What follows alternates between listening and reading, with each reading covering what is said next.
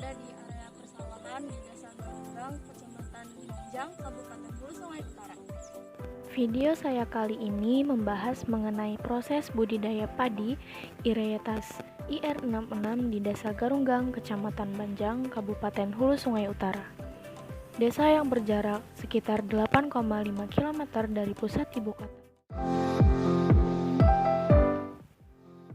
Varietas IR66 dapat ditanam di daerah sawah berpengairan irigasi ataupun lahan kering berupa padi gogoranca.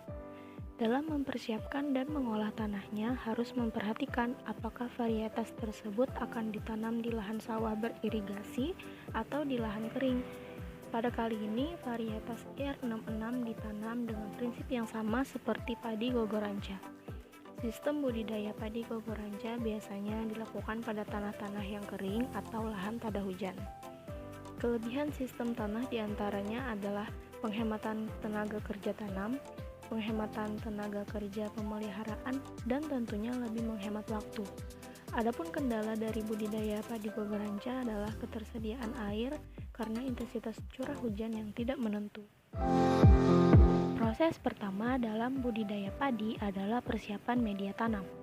Masa tanam padi dimulai ketika musim kemarau, di mana lahan sudah tidak digenangi air yang dalam akibat banjir di musim hujan sebelumnya.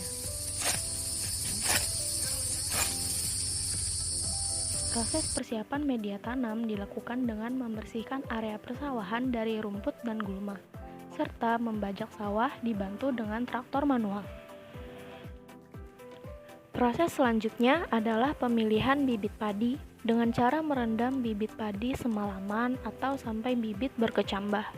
Bibit yang berkecambah artinya bibit ini baik dan siap untuk ditanam.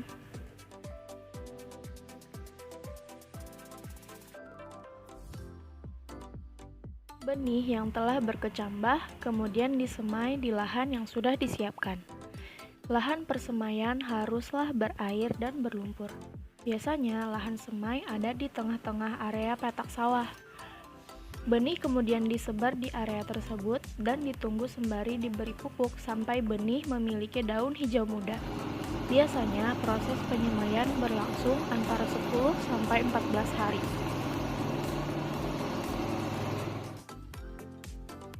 Padi muda kemudian ditanam di lahan persawahan dan dalam istilah Banjar biasanya disebut belacak. Padi muda kemudian ditanam menyebar di area petak persawahan.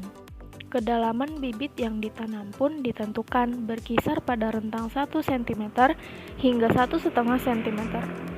Dan antara satu dengan yang lainnya harus berjarak agar tanaman padi dapat tumbuh dengan baik. Sembari menunggu tanaman padi siap untuk dipanen, perawatan lahan intensif dilakukan. Dan biasanya petani di sini juga menanam tanaman lain seperti jagung dan sayur-sayuran. Pengelolaan usaha pertanian di daerah ini cukup sederhana, yaitu usaha tani tunggal yang lebih dikenal dengan sistem tebas tanam tinggal, dan pengairannya pun hanya mengandalkan air hujan.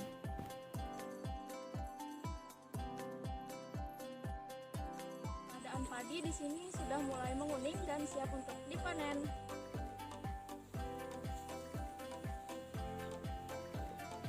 Apabila tanaman padi telah menguning, maka artinya padi siap untuk dipanen. Proses panen masih berlangsung secara tradisional dengan menggunakan pisau melengkung atau disebut harit.